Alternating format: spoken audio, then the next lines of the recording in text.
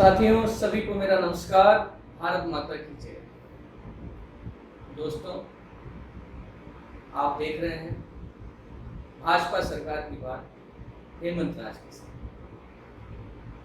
जैसा कि मैंने आपको बताया था कुछ ही दिनों पूर्व कि जल्द ही आपके बीच एक नए अध्याय के साथ आऊँगा, कुछ नया लेके। आज इस पहले अध्याय में आप सब इतनी भारी मात्रा में मेरे साथ जुड़े हैं, उसके लिए बहुत बहुत धन्यवाद। मैं अपने सारे मित्रों, अपने भारतीय जनता पार्टी के सारे कार्यकर्ताओं, हमारे वरिष्ठ जन जो मुझे देख रहे हैं,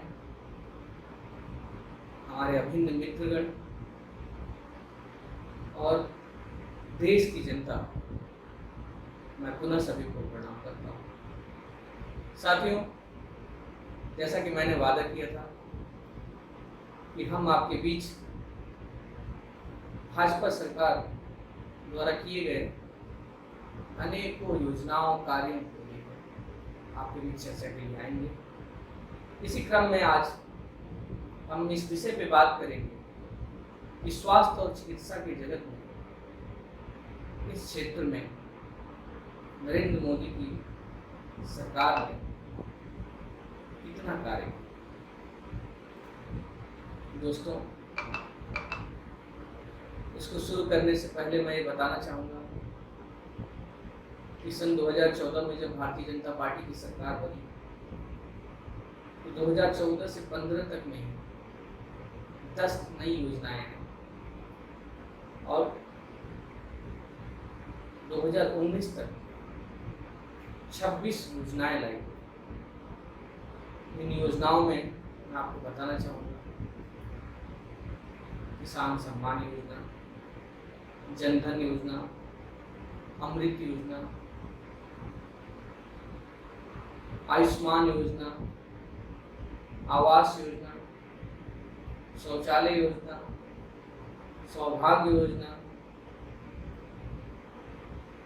स्वच्छ भारत योजना, डिजिटल इंडिया योजना, मेक इन इंडिया योजना, ऐसी बहुत सी योजनाएं, स्किल डेवलपमेंट योजना, ऐसी बहुत सी योजनाओं को हमारी भारतीय जनता पार्टी सरकार ने लॉन्च किया।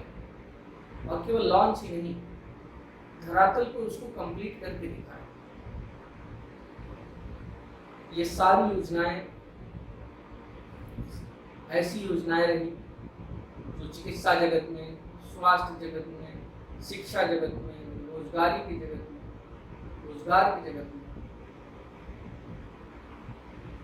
इन सारे क्षेत्रों में कारगर साबित। दोस्तों, ये जान के बहुत खुशी हुई आपको कि भारतीय जनता पार्टी की सरकार ने गरीबों के लिए कई कल्याणकारी योजनाएं लाई, जिसमें से एक आयुष्मान योजना। आयुष्मान योजना बहुत ही कारगर साबित हुई हमारे भारत देश की जनता के लिए। आपको पता ही है कि हमारा देश आज की डेट में विश्व की सबसे ज़्यादा आबादी वाला देश हो गया। 130 करोड़ की जनसंख्या वाला हमारा देश कहीं न कहीं पिछली सरकारों की अनदेखी की वजह से कहें या लापरवाही की वजह से कहें या उनकी राजनीतिक छल की वजह से, पिछली सरकारों ने चिकित्सा और स्वास्थ्य के क्षेत्र में बहुत कम काम किया। आपको मैं बताना चाहूँगा दोस्तों कि जवाहरलाल नेहरू जी के 17 वर्ष के कार्यकाल में, इंदिरा गांधी जी के 16 वर्ष के कार्यकाल में, राजीव गांधी जी के 5 वर्ष के कार्यकाल में, मनमोहन सिंह जी के भी कार्यकाल में इंदिरा गांधी जी ने कोई एम्स नहीं बनवाया, राजीव गांधी जी ने कोई एम्स नहीं बनवाया, जवाहरलाल नेहरू ने दिल्ली का एक एम्स बनवाया था, मनमोहन सिंह जी ने एक एम्स बनवाया रहेगी। तो इतनी ज़्यादा दिनों तक सरकार रहने के बावजूद अगर हम चिकित्सा के जगत में केवल और केवल 2 एम्स बनवा पाए, ये कितनी बड़ी हानि है हमारे देश की जनता की। लेकिन दोस्तों, अटल बिहारी वाजपेयी जी के केवल 6 वर्ष के कार्यकाल में 6 एम्स उन्होंने बनाए। नरेंद्र मोदी जी के इन 9 वर्षों के कार्यकाल में 11 एम्स बन चुके हैं और 3 एम्स अंडर कंस्ट्रक्शन चल रहे हैं। कितनी बड़ी बात है। मैं टोकना चाहूंगा ऐसे पत्रकार महोदयगण को, क्योंकि आजकल यूट्यूब चैनल के माध्यम से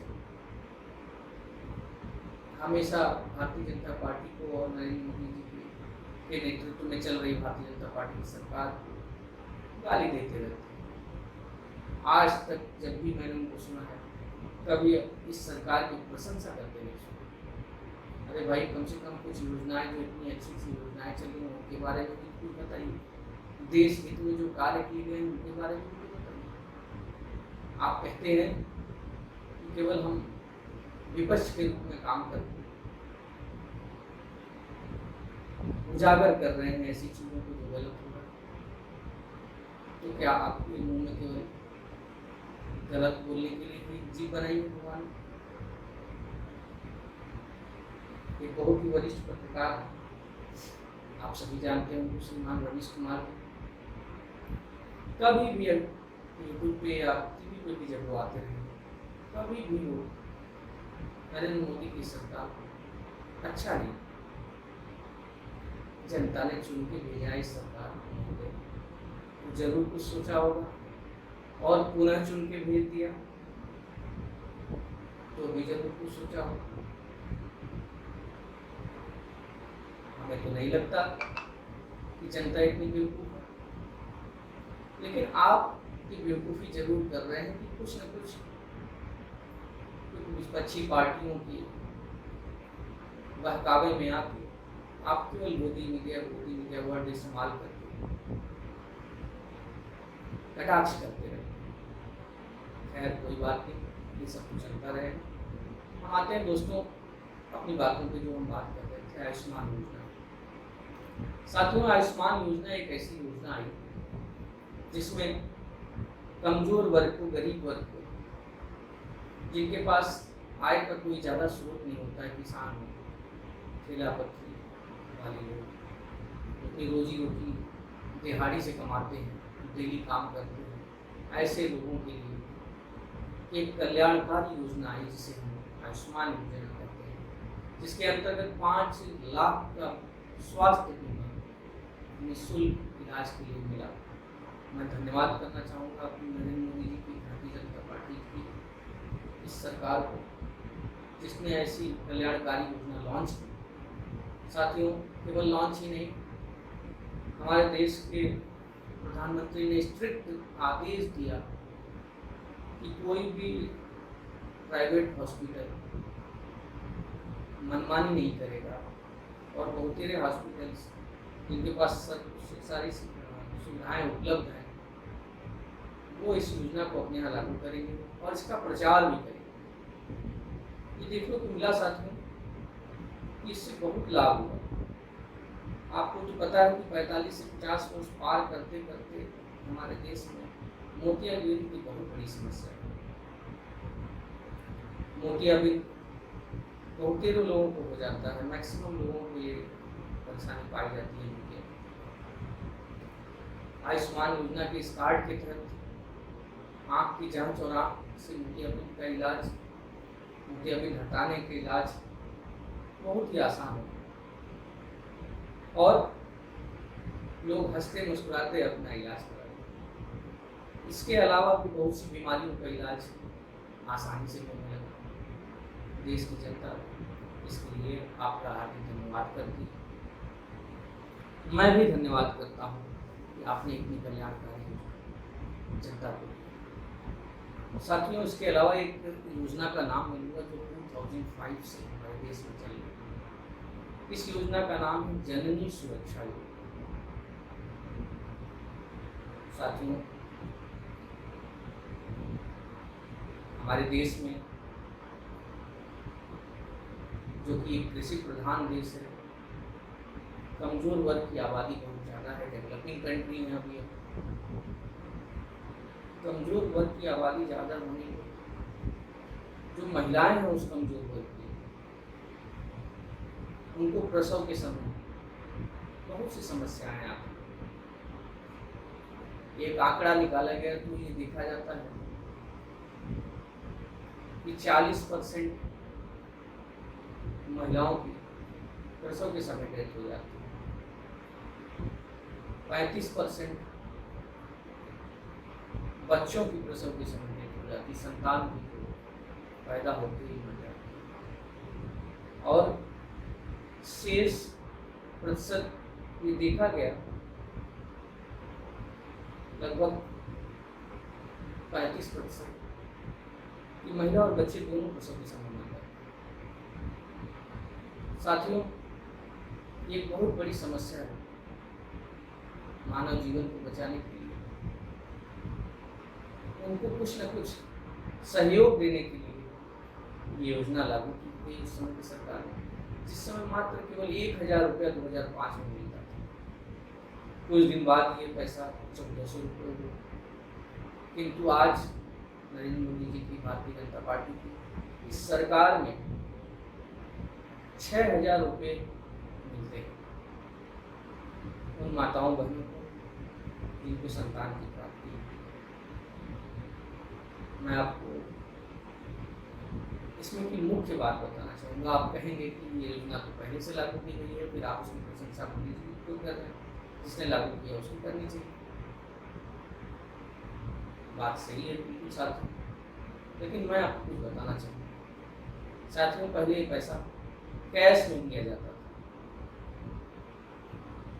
जब ये पैसा कैश में दिया जाता था उस समय जो सरकार थी वो और स्वास्थ्य विभाग से जुड़े हुए कर्मचारी से लेकर आला अधिकारी तक इन पैसों को जिन माताओं बहनों को के लिए ये पैसा सरकार प्रदान करती है वो पैसा कभी पहुंचा ही नहीं। बहुत कम लोगों को ये सुविधा मिली, इसलिए सारा पैसा भ्रष्टाचार में चला। आपको ये जानकर हैरानी होगी कि 1600 करोड़ रुपए इसके लिए, इस योजना के लिए सरकार द्वारा दिए जाते हैं। तो आप सोचिए उन वर्षों 2005 से लेकर 2013 तक का आप आंकड़ा निकाल लीजिए कि अगर मैं कहता हूँ कि 50% लोगों को सुविधा मिली और 50 को नहीं मिल पाई, 50 के लिए फर्जी डॉक्यूमेंटेशन करके फर्जी तरीके से पैसे निकाल लिए जाते हैं।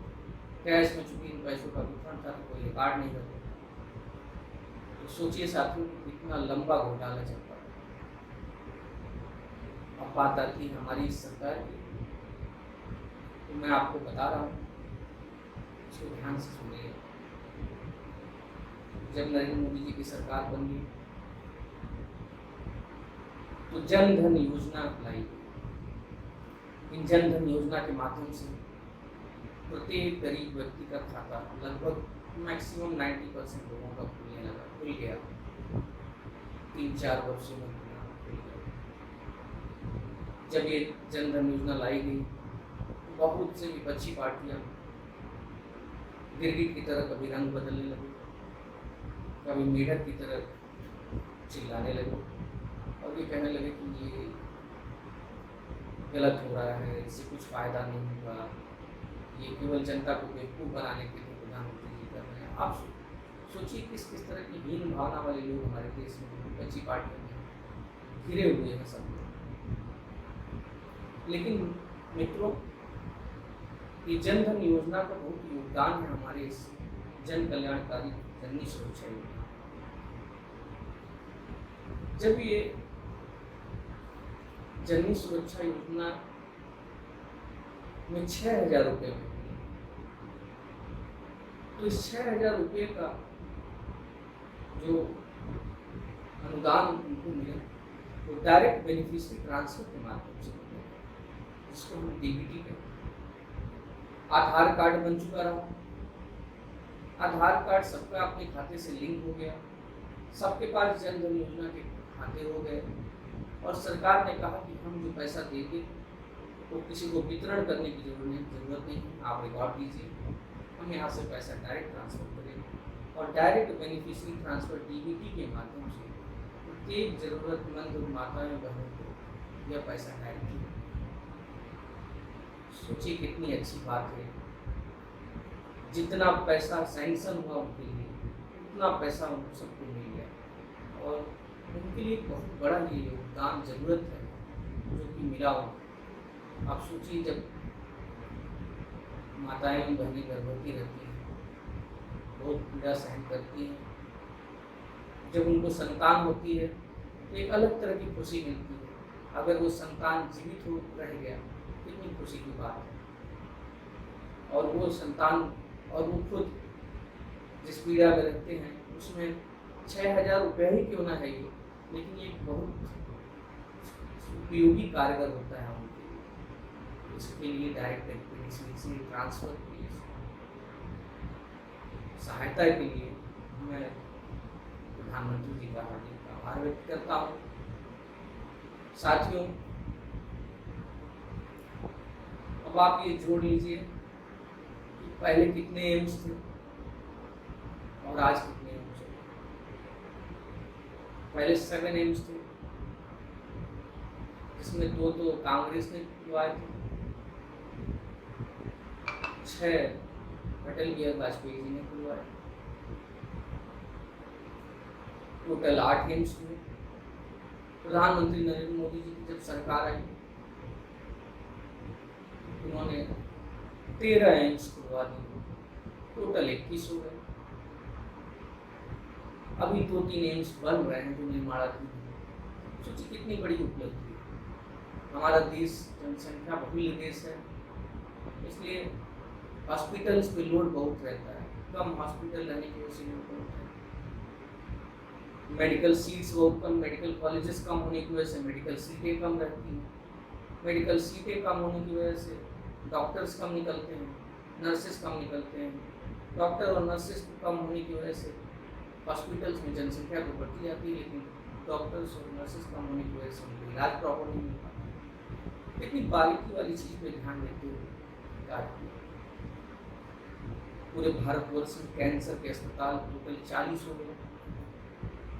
पहले इनकी संख्या बहुत ही नॉमिनल थी। क्योंकि मैं काशी क्षेत्र का हूँ, काशी का रहने वाला हूँ, तो उत्तर प्रदेश और काशी की बात जरूर करूँगा।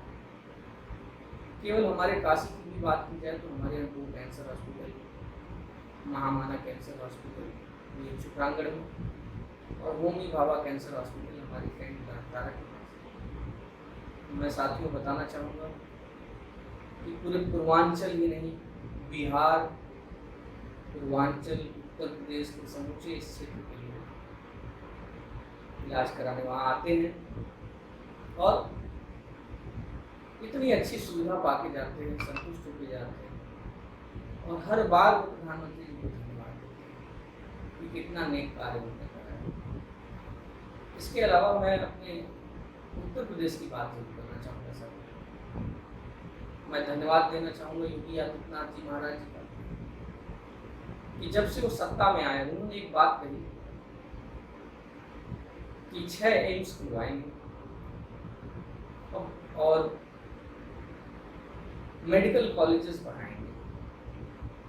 मुझे हर्ष हो रहा है कहते हुए कि अपने योगी 1.0 के 5 वर्षों के कार्यकाल में उन्होंने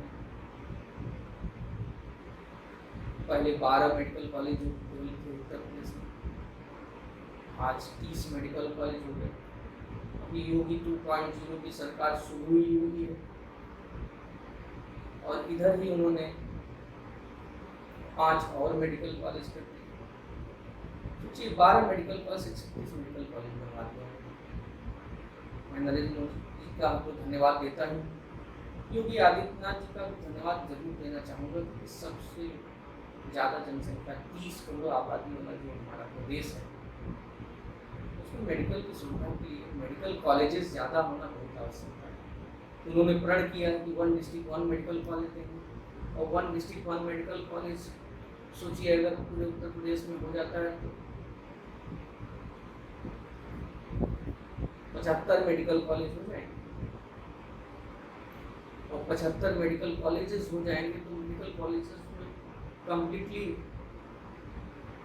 एक्सरे, अल्ट्रासाउंड, MRI हर चीज की सुविधा वहीं मिलेगी।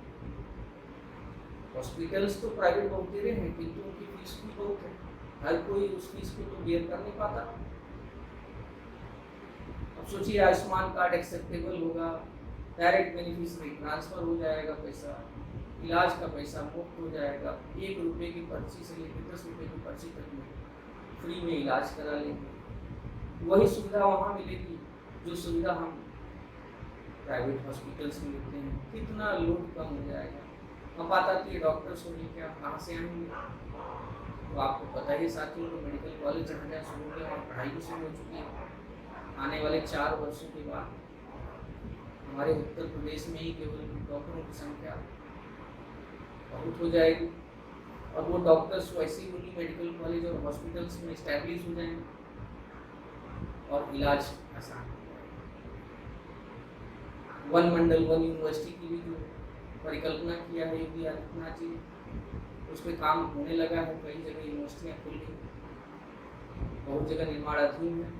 इन 4 वर्षों में आगामी अगर इस टारगेट को पूरा करते हैं तो विश्वविद्यालय के अंदर भी medical college, pharmacy college, Ayurvedic colleges होते हैं, उनसे भी निकलेंगे स्टूडेंट्स। इन सारे जन कल्याणकारी योजनाओं से जनता को लाभ तो मिला है। ये विपक्षी पार्टियां कितना भी अपना राग अला, सुविधा तो मिली, खाने को अन्न मिला गरीबों को, हर घर जल योजना से पानी मिलेगा, आयुष्मान कार्ड से इलाज मिलेगा, स्वास्थ्य लाभ मिलेगा, आवास योजना से आवास मिला, शौचालय योजना से शौचालय मिला, सौभाग्य योजना से बिजली मिली, उज्ज्वला योजना से ईंधन मिला। ये सारी चीजों का निचोड़ बता रहा है। किसान सम्मान निधि से किसानों को उनका सम्मान मिला, फसल बीमा योजना से उनकी जलीय फसल का पैसा भी मिला और मिलता रहा है। सबसे मुख्य और प्रमुख बात इस हमारी सरकार की ये है कि पैसा मिलता है। पहले की सरकारों में तो पैसा मिलता ही नहीं था। हाँ, पास जरूर होता था, लेकिन उसको बाईपास कर देते थे। ये बात माननीय अखिलेश जी, राहुल गांधी जी ये बात नहीं बता देंगे तो नुकसान हो जाएगा कि हमारी सरकारों में ये बाईपास हो जाता था। तो आज के इस विषय को साथियों हमने रोचक तरीके से एंजॉय किया। आप सभी का मैं धन्यवाद देता हूँ कि इतने प्यार से आपने हमारी सारी बातों को सुना। मैं आपसे एक चीज़ कहना चाहूँगा कि अगर कोई भी सवाल, कोई भी टिप्पणी, कोई भी तर्क आप मुझसे करना चाहें तो हेमंत राज बीजेपी नाम से मेरा पेज है। यूट्यूब चैनल को आप मेरे सब्सक्राइब कर लें। मेरा व्हाट्सएप नंबर है 9305383885। आप चाहें तो व्यक्तिगत रूप से भी मुझसे सवाल जवाब कर सकते हैं। मैं हर समय आपके बीच उपलब्ध होने का वादा करता हूँ। कभी अगर व्यस्तता रही तो मैं बाद में जरूर रिप्लाई करूँगा। ऐसे ही मुझे अपना प्यार देते रहिए साथियों, और हर सप्ताह एक नए एपिसोड के साथ, एक नए अध्याय के साथ, एक नई योजना के बारे में हम बात करेंगे, विचार विमर्श करेंगे। जय हिंद, जय भारत।